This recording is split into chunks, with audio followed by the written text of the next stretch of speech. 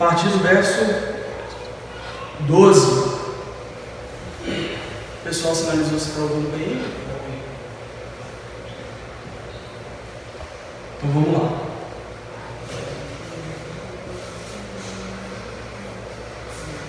Segunda Pedro 1,12. Por isso, terei sempre o cuidado de lembrá-los dessas coisas, se bem que vocês já sabem e estão solidamente firmados na verdade que receberam. Considero importante, enquanto estiver no tabernáculo desse corpo, despertar a memória de vocês, porque sei que em breve deixarei esse tabernáculo, como o Senhor Jesus Cristo já me revelou. Eu me empenharei para que, também depois da minha partida, vocês sejam sempre capazes de lembrar-se dessas coisas. Pois de fato, nós não seguimos fábulas engenhosamente inventadas, quando falamos a vocês a respeito do poder e da vinda do nosso Senhor Jesus Cristo. Ao contrário, nós somos testemunhas oculares da sua majestade. Ele recebeu honra e glória da parte de Deus Pai, quando da suprema glória lhe foi dirigida a voz que disse: esse é o meu Filho amado, de quem me agrado. Nós mesmos ouvimos essa voz vinda dos céus, quando estávamos com ele no Monte Santo. E assim, temos ainda mais firme a palavra dos profetas, e vocês farão bem se a ela prestarem atenção. Como que é uma candeia que brilha em lugar escuro, até que o dia clareie e a estrela da alva nasça no coração de vocês.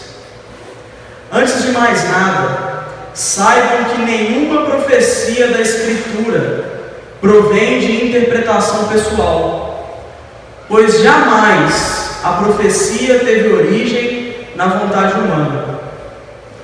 Mas antes, homens falaram da parte de Deus, impelidos pelo Espírito Santo. Amém? Vamos orar?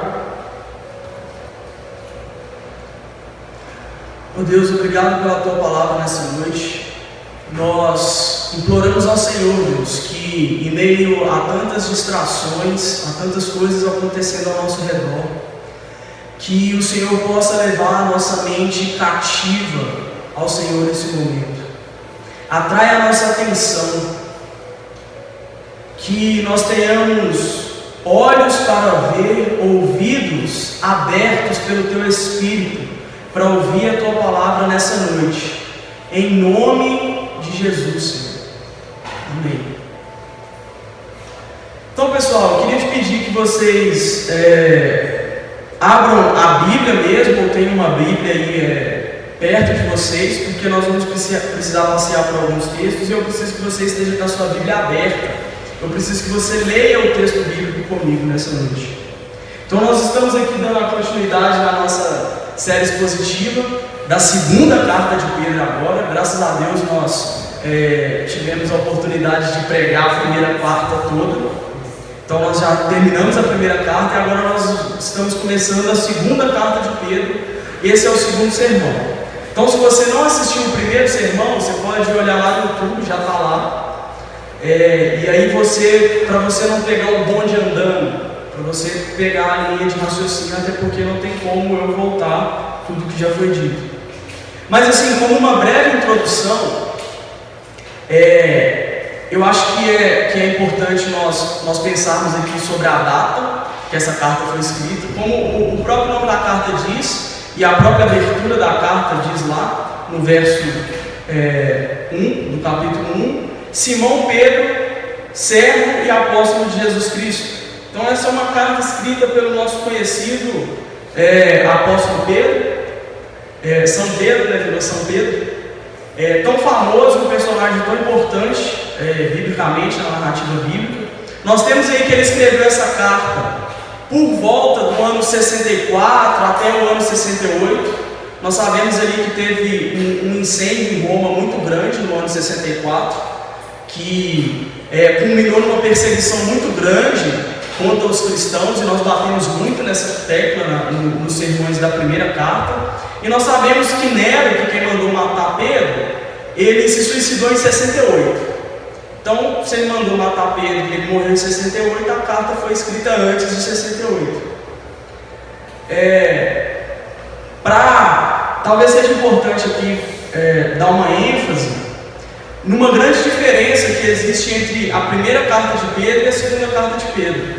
A primeira carta de Pedro, a primeira epístola, ela tem um foco, ela se concentra muito numa perseguição em problemas que a igreja estava sofrendo, que eram resultados de causas externas. Então nós lemos lá sobre sofrer por fazer o bem, nós lemos lá sobre perseguição que iria explodir entre eles como um fogo, e nós vimos que eles estavam andando na terra como peregrinos e dispersos, justamente por causa dessa perseguição que começou com Nero, mas era uma perseguição externa, era algo externo à igreja que estava causando aqueles problemas. Quando nós chegamos em 2 Pedro, o contexto ele se volta para dentro da igreja. Pedro agora, ele escreve, e ele tem um foco, e ele escreve pensando em certos movimentos, em certas doutrinas e heresias que estavam acontecendo dentro da igreja. Agora, o foco de Pedro é combater uma heresia, uma doutrina errada que estava sendo infiltrada na igreja através dos falsos mestres. Como que nós sabemos isso?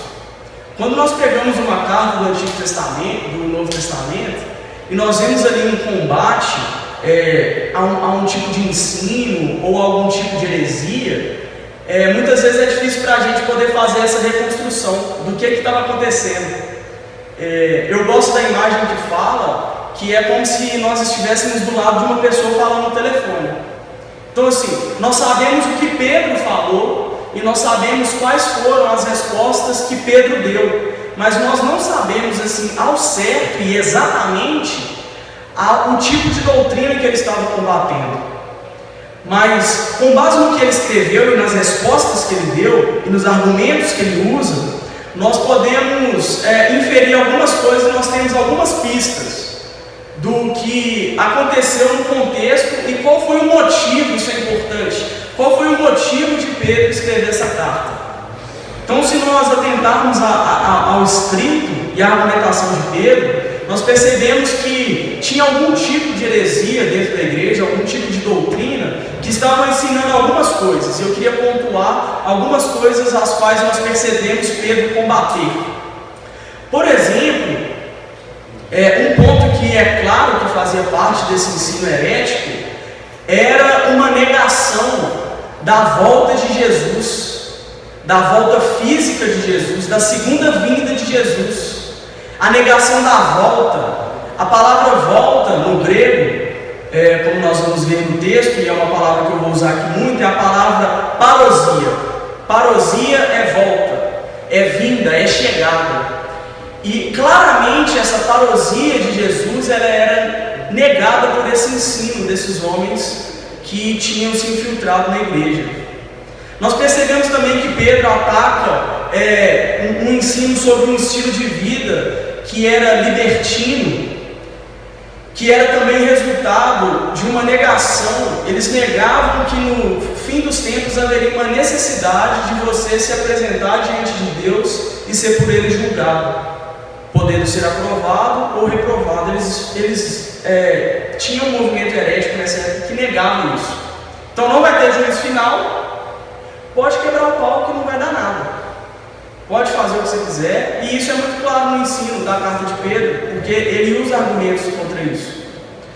Nós percebemos também que Pedro ele bate forte contra um ensino ou uma doutrina de que havia uma revelação que esses falsos mestres tinham, que os apóstolos não tinham, e era algo como que um ensino oculto.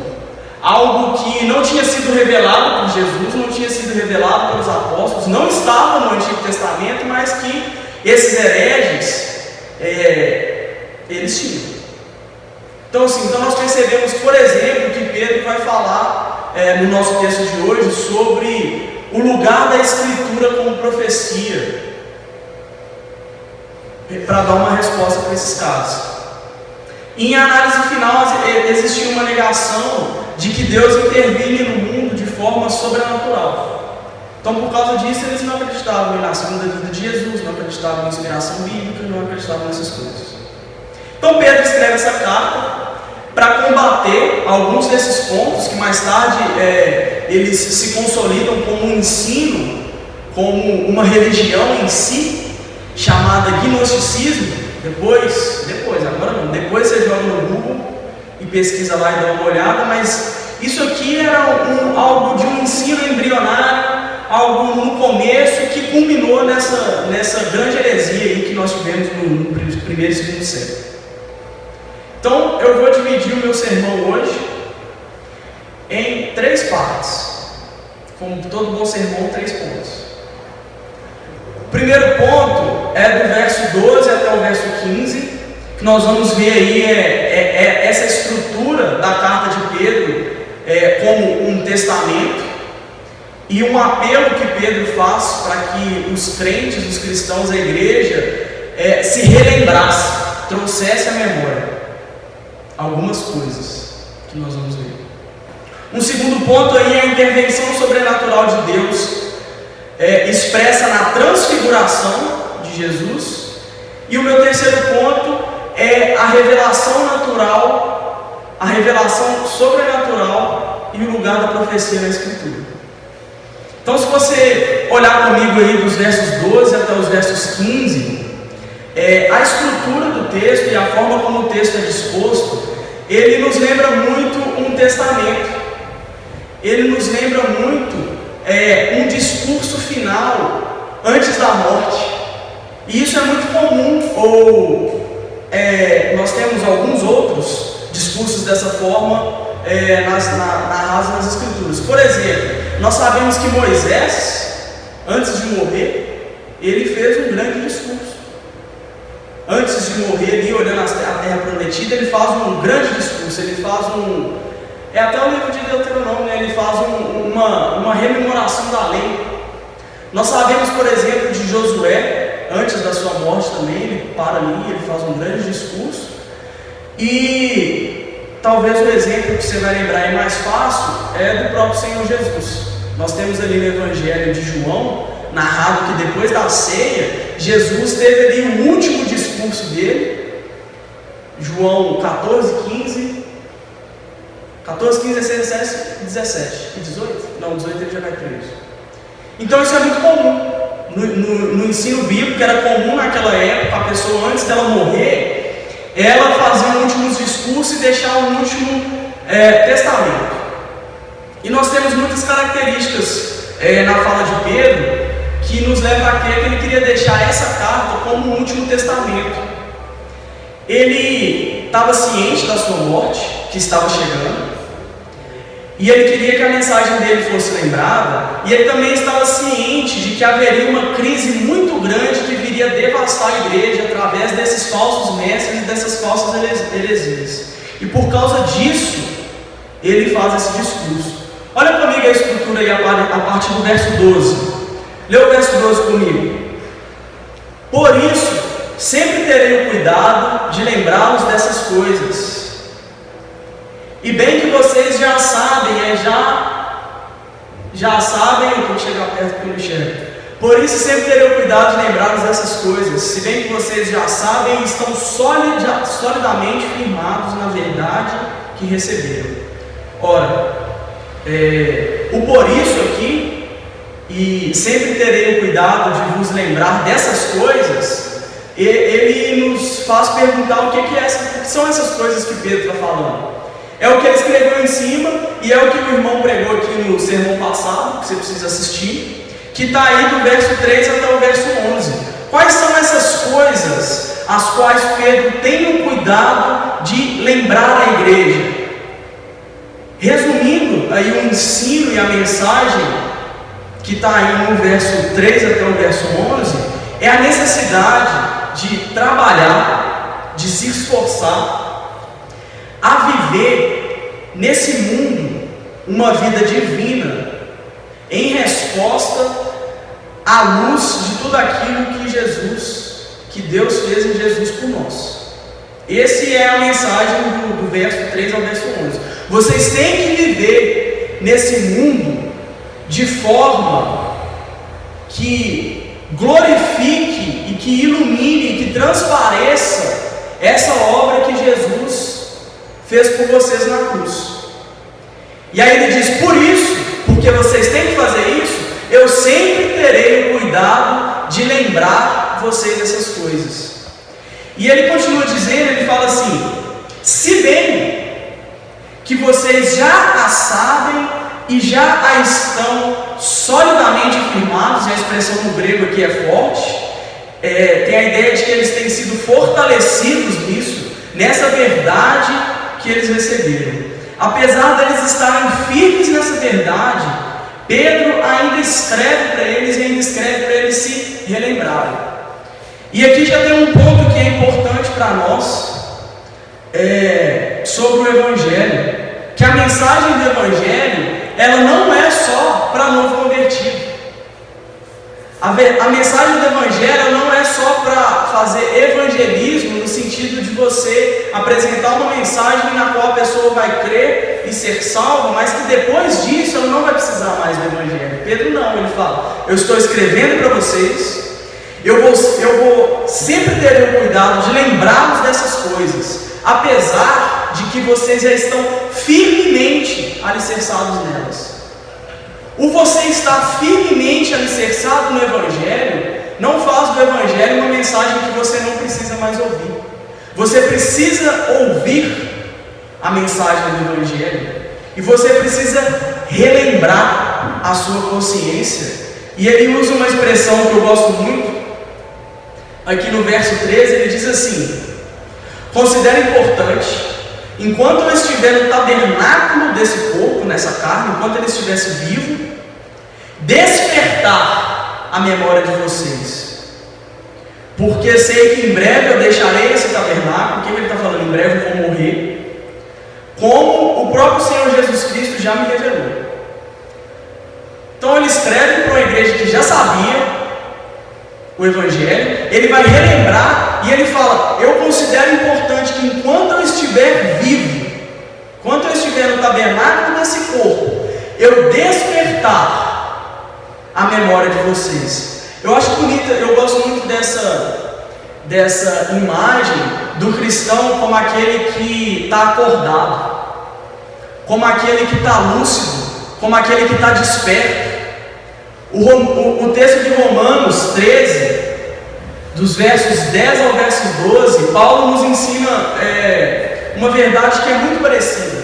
Ele diz assim: o amor não pratica mal ao próximo, portanto o amor é o cumprimento da lei. Então façam isso compreendendo o tempo em que vivemos, porque chegou a hora de vocês despertarem do sono. Porque agora a nossa salvação está mais próxima do que quando cremos. A noite está acabando e o dia logo virá. Portanto, deixamos de lado as obras das trevas e nos revistamos da armadura da luz. Ele usa a mesma expressão, eu gosto muito dessa expressão: chegou a hora de vocês despertarem do sono.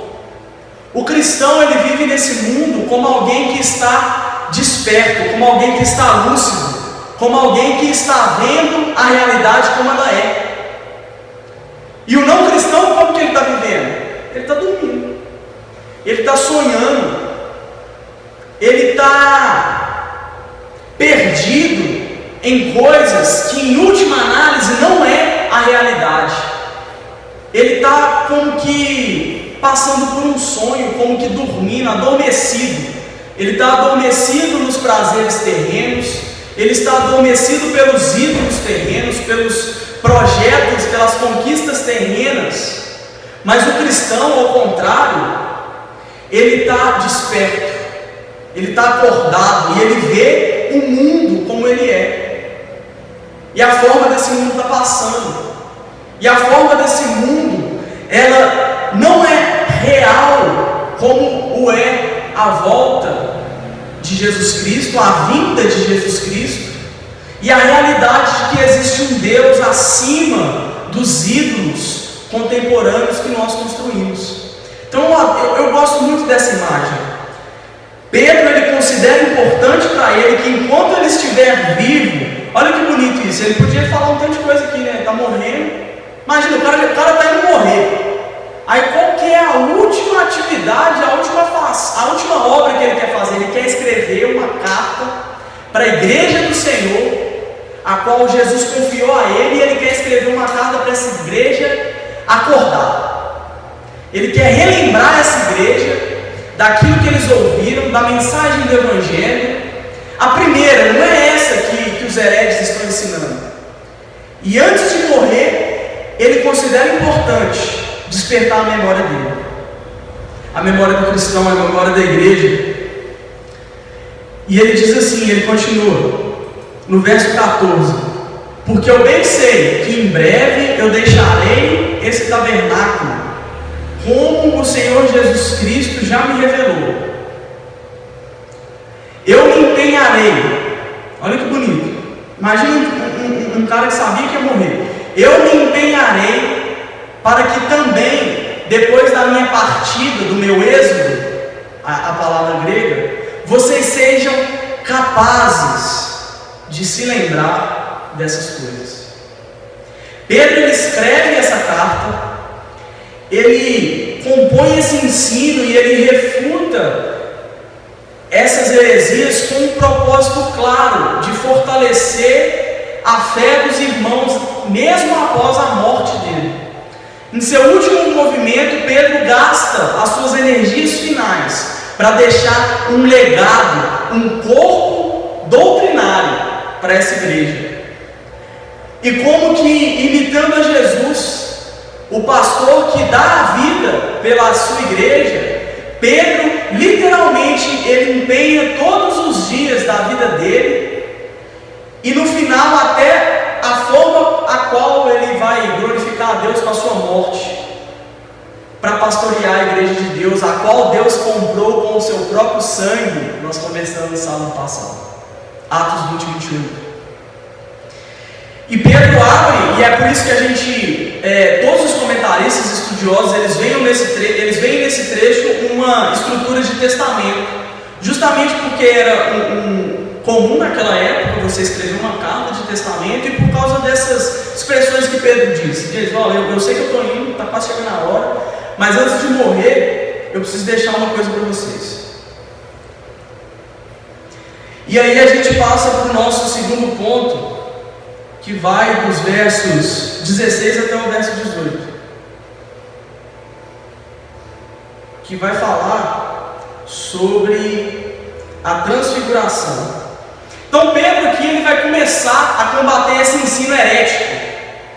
Se você dá uma olhada aí no capítulo 3, no verso 4, vamos lá. Tem alguém me ligando, por isso que eu não estou usando o telefone. Olha o que diz o capítulo 3, no verso 4. Pedro falando sobre a heresia e sobre os falsos mestres. Eles dirão: o que houve com a promessa da sua segunda vinda do Senhor Jesus? Desde que os antepassados morreram, tudo continua o mesmo, como desde o princípio da criação. Então aí nós temos um dos elementos dessa heresia que surgiu naquela época, que era de fato a negação clara de que Jesus ia voltar. Não, isso aí de que Jesus vai voltar em uma segunda vinda em glória é mentira. Não vai rolar. Olha aí, ele morreu já tem um tempão. Já tinha o quê? Uns 30 anos, 35 anos. Ele morreu e até agora está tudo do mesmo jeito. Então isso aí de segunda vinda, lero, não vai rolar. E aqui nós temos um bloco onde o Pedro começa a denunciar essa heresia. Olha como ele fala aí. De fato, verso 16, de fato, nós não seguimos fábulas engenhosamente inventadas, como do nos falamos a respeito do poder e da vinda, parousia do nosso Senhor Jesus Cristo. Então, o que sugere para a gente? Parece que esses falsos mestres, eles estavam falando, cara, isso aí de segunda vinda de Jesus, isso aí é mito. Isso aí é história para enganar bobo. Isso aí são histórias engenhosamente inventadas. No grego é uma palavra só. É a única ocorrência dessa palavra no Novo Testamento. Eu nem consegui achar um significado, um dicionário que eu tinha assim, para poder trazer aqui hoje. Mas o que eles caras estão falando, isso aí, de que Jesus vai voltar, isso é mito. Isso é uma mentira que a igreja inventou para poder gerar medo, sei lá, nos fiéis, para que eles continuem vivendo nesse mundo de forma piedosa e tal, mas isso é mentira. E Pedro fala, não, de fato nós não seguimos mitos inventados por homens quando nós falamos a respeito do poder e da parousia, que é a palavra grega aí, que significa chegada, vinda, presença do nosso Senhor Jesus Cristo. Pelo contrário, nós somos, e esse termo é muito importante, nós somos testemunhas oculares da Sua Majestade.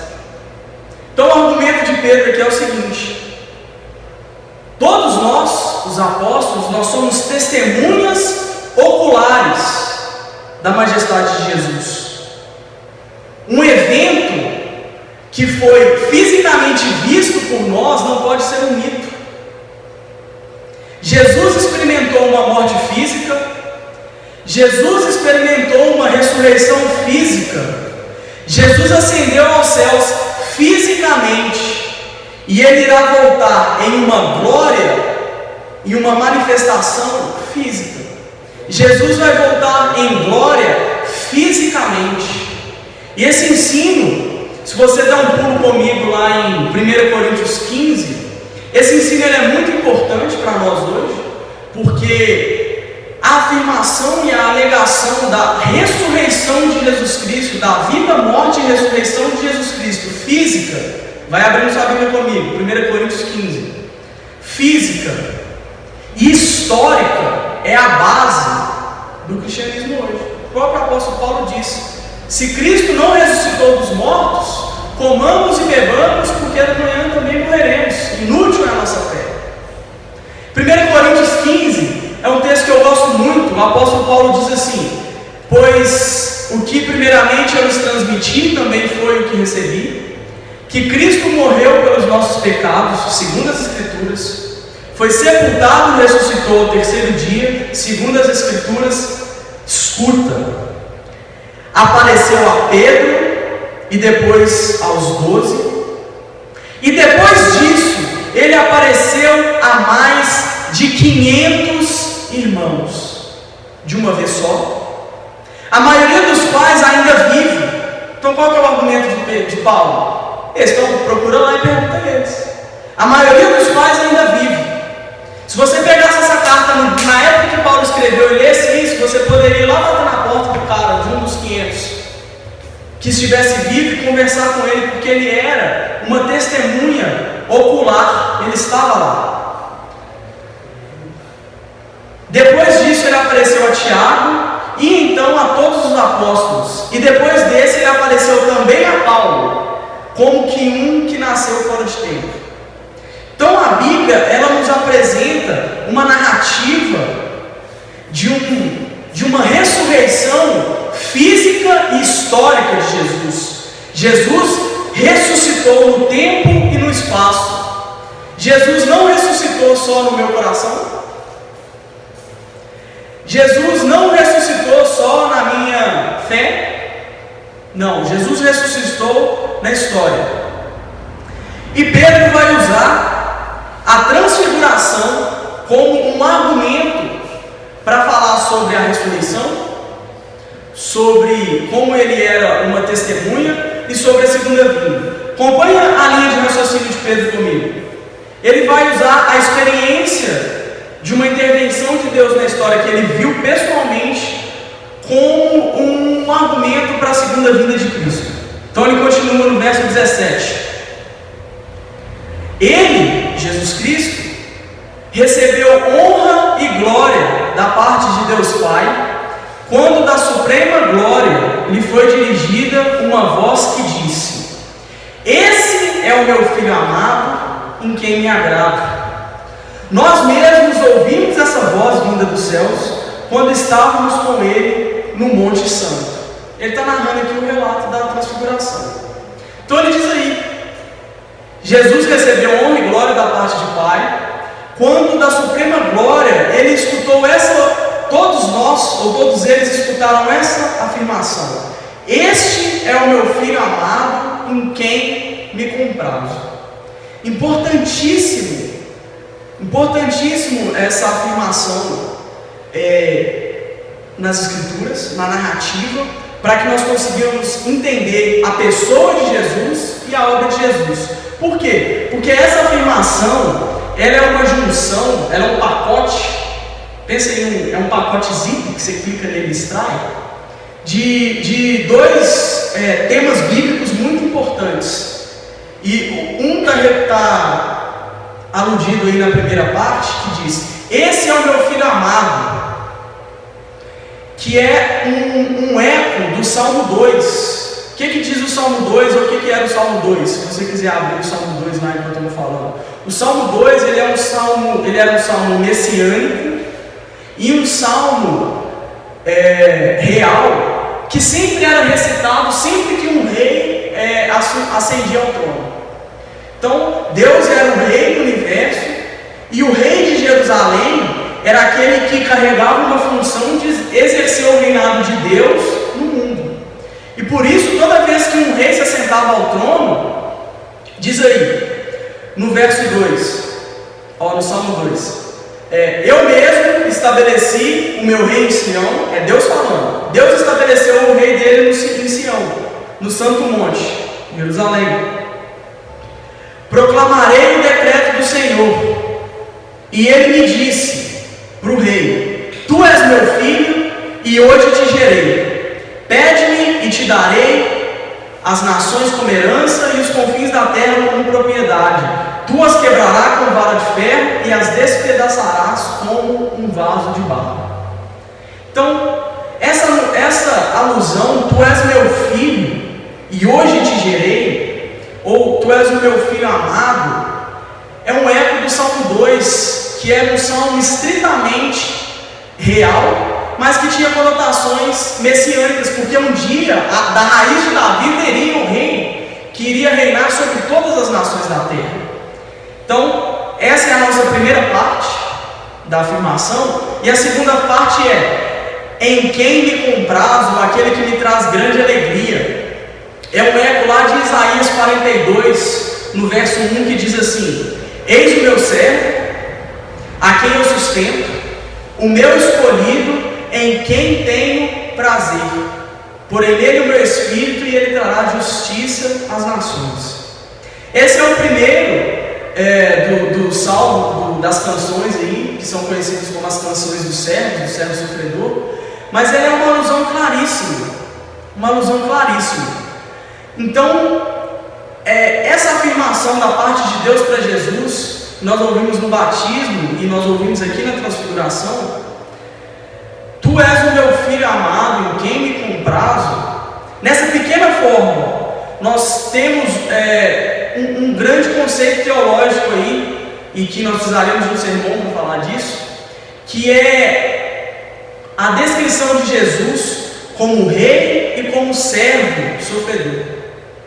Nessa afirmativa importantíssima para nós, na teologia bíblica, Jesus é descrito e é nomeado ou indicado pelo próprio Deus como aquele que seria o rei e o servo sofredor. E além disso, e uma função que é muito importante para nós aqui no contexto da carta, é que esse rei, ele traria juízo sobre as nações. Esse rei, ele regeria as nações com cetro de ferro, e ele traria juízo, assim como ele traria juízo sobre os falsos mestres, que estavam entrando com essas heresias dentro da igreja. E aí Pedro continua dizendo: nós mesmos ouvimos a sua voz vinda do céu quando estávamos com ele no Monte Santo. Então o que Pedro está falando aqui é o seguinte: o que nós estamos ensinando não é ou não são fábulas inventadas por homens. Por quê? Porque nós mesmos somos testemunhas oculares de um evento histórico, quando Jesus se transfigurou, quando a face dele brilhou, quando a roupa dele ficou branca. E aí parece que falta palavras e eles escrevem com um branco que ninguém poderia lavar ao ponto de deixar tão branco. E ele diz: nós presenciamos esse evento, e esse evento, ele é um trailer do que vai acontecer na segunda vinda de Jesus. Se Deus entrou no templo e glorificou Jesus, e honrou Jesus no momento e no evento da transfiguração, esse mesmo Deus e esse mesmo Jesus, ele também vai ser glorificado e honrado na sua segunda vinda.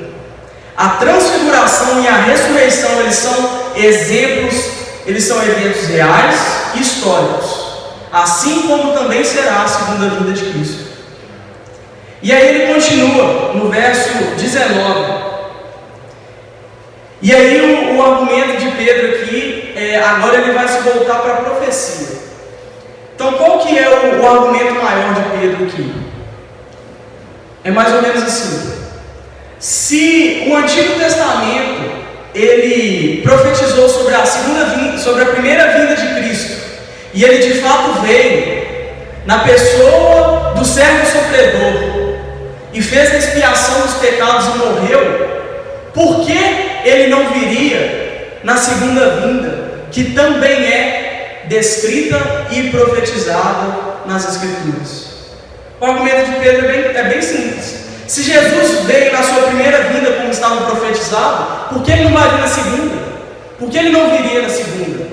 Ele veio como rei e como servo sofredor e morreu, mas ele também virá como um rei que irá governar as nações com cetro de ferro.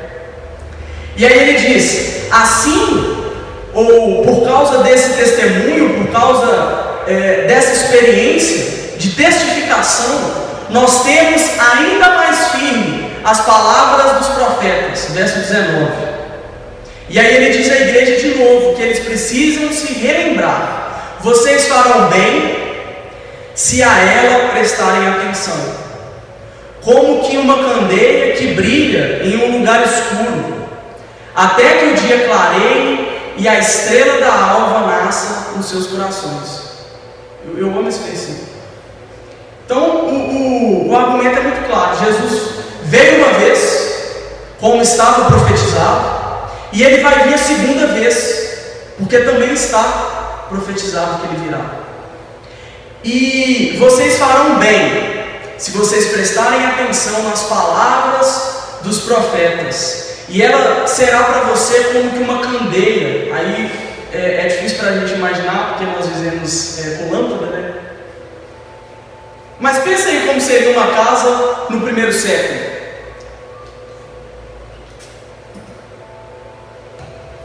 Pensa como seria andar numa rua do primeiro século. Não tinha poste, gente. Não tinha seringue. Se você não tivesse ali uma candeia, você estaria num breu completo. Você não conseguiria dar 5 passos, nem dentro da sua casa, nem na rua. A candeia ou uma lâmpada, é por isso que a Bíblia fala que a palavra do Senhor é lâmpada para os nossos pés. Por quê? Porque imagina andar numa rua do primeiro século que não tinha energia elétrica de noite. Você não conseguiria ir em lugar nenhum. E eles usam essa ilustração para falar: a palavra dos profetas, ela é para nós hoje uma lâmpada ou uma luz, uma candeia que brilha em um lugar escuro. O lugar que nós vivemos é um lugar escuro, e nós não vamos conseguir saber para onde nós estamos indo se nós não tivermos uma candeia. E aí ele usa uma imagem que eu gosto muito, que é a imagem da estrela da alva, da estrela da manhã. Ele diz que essa palavra ela vai ser como que uma candeia, até que o dia clareie e a estrela da alva nasça no coração da igreja. A estrela da alva, ela é a estrela que precede e que aponta para o nascimento do sol e uma nova manhã. A estrela da alva, ela é a primeira estrela a nascer, ou você pode pensar talvez a última estrela a desaparecer, antes do sol nascer.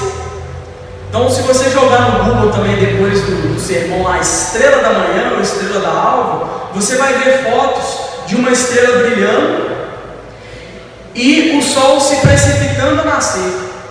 E Pedro usa essa imagem para falar o seguinte: a palavra profética, ela vai servir no seu coração como que uma candeia, como que uma luz em meio à escravidão, até que o dia clareie e que a estrela da alva nasça nos seus corações. Mas é fato de que depois que a estrela da alva vem, a vinda do sol é certa. A vinda do sol está próxima. A vinda do sol da justiça. A vinda, e eu preciso que você tenha em mente aqui o argumento contra o que Pedro está argumentando. A vinda, a segunda vinda, a parousia de Jesus, ela era certa como que o nascer do sol, anunciado pelo brilho da estrela da manhã. E a estrela da manhã, ela vai servir e ela vai aparecer no coração daquele que tem, daquele que segura firme a palavra profética. Para esse, a estrela da manhã vai nascer. Mas o sol da justiça, ele vai nascer para todos. O sol da justiça, ele vai brilhar sobre toda a carne. Tem uma profecia, também messiânica lá, em Malaquias, no capítulo 4, que diz o seguinte.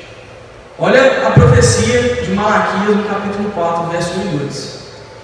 Pois certamente vem o dia, ardente como uma fornalha, todos os arrogantes e todos os malfeitores serão como palha, e aquele dia que está chegando, ele atirará fogo neles, diz o Senhor dos Exércitos, nem raiz, nem galho algum sobrará.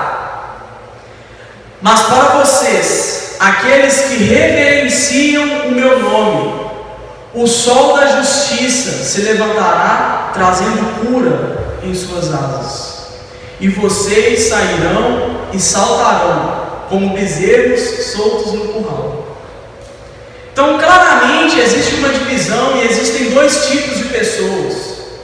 Existem aquelas pessoas que acreditam na mensagem do Evangelho, que se agarram à lamparina da profecia como que algo para iluminar o cômodo escuro. E para essas pessoas, a estrela da manhã nasce no coração e como que as prepara para o nascimento do sol da justiça. Mas existem as pessoas que não têm, ou as quais a estrela da manhã não nasce no coração delas. A estrela da manhã não nasce no coração dessas pessoas, mas o sol da justiça ele nasce. E o sol da justiça, para uns, ele é juízo e ele é como que fogo que queima a palha.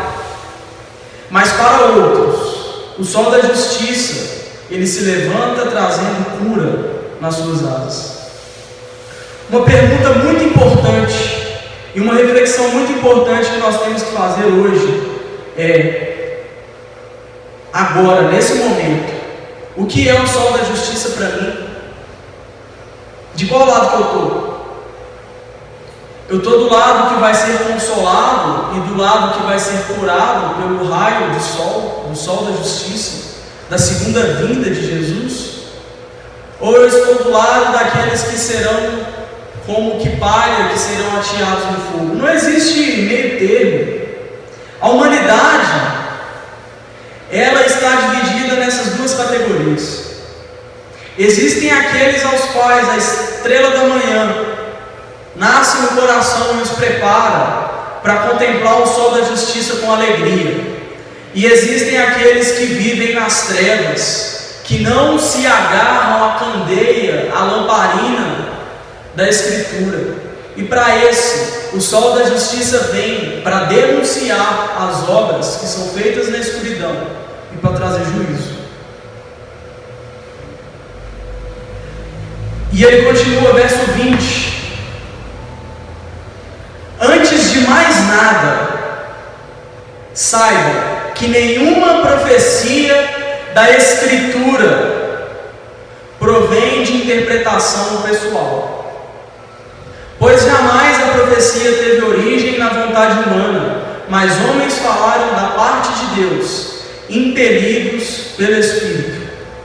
Aqui Pedro dá uma ênfase na origem da profecia e faz um contraste com o ensino daqueles mestres, falsos mestres gnósticos daquela época. Se por um lado eles ensinavam que eles tinham um conhecimento que era particular, que era oculto, que só eles tinham, e que só aqueles que fossem iniciados numa seita secreta iam saber, Pedro fala: não, antes de mais nada, a profecia, ela não provém de interpretação pessoal, pois a profecia jamais teve a sua origem na vontade humana. Pelo contrário, homens falaram da parte de Deus, impelidos. A palavra aqui é bonita. A palavra grega aqui traz a ideia de um barco ou um navio que é levado pelo vento, que o vento impele um barco com as velas abertas. Então, os homens falaram da parte de Deus, impelidos, movidos, empurrados, constrangidos pelo Espírito Santo. E isso é relevante para nós hoje. Poxa, a gente escutou loucuras aí dias atrás, está fresco ainda na mente, sendo que o ensino bíblico ele é claríssimo. Ele é claríssimo. E mais, eu não vou nem comentar das atrocidades que nós ouvimos aí, porque isso aí, graças a Deus, a maioria da igreja escuta e já sabe que é heresia e nem dá bola. Mas existe um outro lado que é importante, talvez muitas pessoas não tenham sensibilidade para isso, que é que se essas são as palavras de Deus, nós somos obrigados e nós temos uma responsabilidade de interpretar a palavra de Deus, de ensinar a palavra de Deus com a maior precisão possível. E aí eu queria trazer um outro trecho e outros versículos que compõem a robusta e já bem estabelecida desde a igreja primitiva doutrina da inerrância e da inspiração bíblica. Então, se por um lado nós temos esse texto de Pedro que é muito importante, que diz que antes de mais nada nenhuma profecia provém da Escritura. Antes de mais nada, saibam que nenhuma profecia da Escritura provém de interpretação pessoal, pois jamais a profecia teve origem na vontade humana, mas homens movidos por Deus da parte do Espírito falaram. Nós sabemos em 2 Timóteo 3, a partir do verso 15, que as Escrituras, as Sagradas Letras, elas são capazes de nos tornar sábios para a salvação. Paulo diz a Timóteo: você sabe desde criança, e você conhece as Escrituras, as Sagradas Letras, que são capazes de tornar-te sábio para a salvação mediante a fé em Cristo. Porque toda Escritura é inspirada por Deus. Inspirada por Deus em grego é uma palavra só. Theopneustos, pneuma de vento e theos de Deus, soprada por Deus. Toda a Escritura é soprada, veio da boca de Deus e é útil para o ensino, para a repreensão, para a correção e para a instrução na justiça, para que o homem de Deus seja apto e plenamente preparado para toda boa obra. Essa é a nossa doutrina bíblica. Tem muitos outros textos. Jesus diz, por exemplo, em João 10,35, que a Escritura não pode falhar, a Escritura não pode errar. Doutrina bíblica e a doutrina da inspiração. O que é a inspiração? É o ensino de que tudo que está na Bíblia foi soprado, foi ensinado, veio da parte de Deus. Inspiração e inerrância. O que é inerrância? Não tem erros, não se contradiz.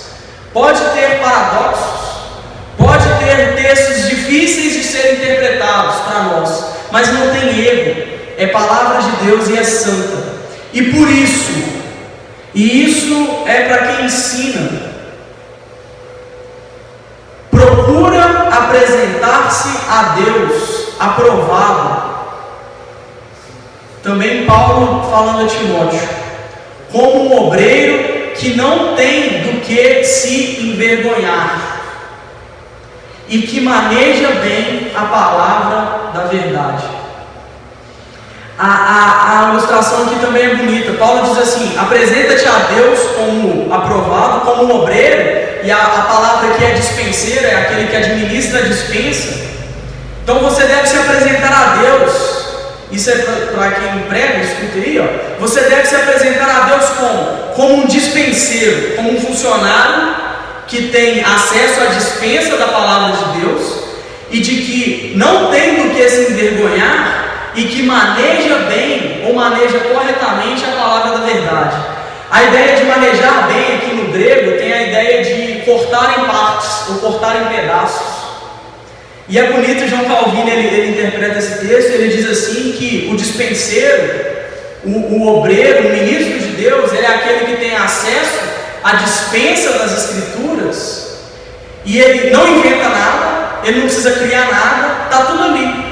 É a dispensa de Deus, ele é só o dispenseiro. E ele vai na dispensa de Deus e ele pega o alimento que o próprio Deus providenciou e ele maneja, e ele corta, e ele distribui da maneira correta e da maneira necessária a cada um.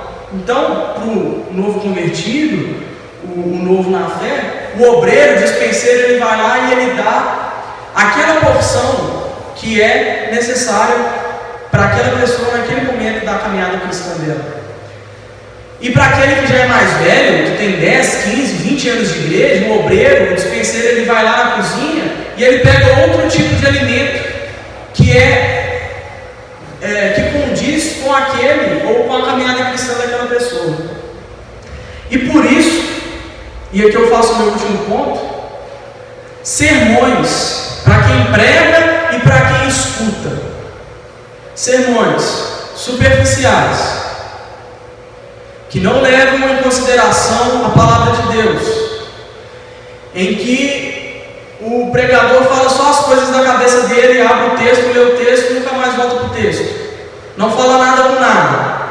Esse tipo de sermão, para quem prega e para quem escuta, isso é uma afronta a Deus, a sua palavra e a doutrina bíblica de pregação, de ensino, de inspiração e de inerrância.